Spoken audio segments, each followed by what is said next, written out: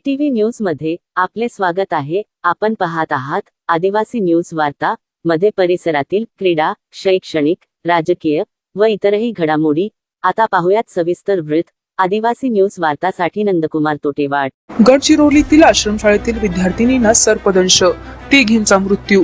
धानोरा तालुक्यातील जपतला येथील अनुदानित आश्रमशाळेच्या वसतिगृहात झोपलेल्या 6 विद्यार्थिनींना मध्यरात्री विषारीचा पाणी दंश केला।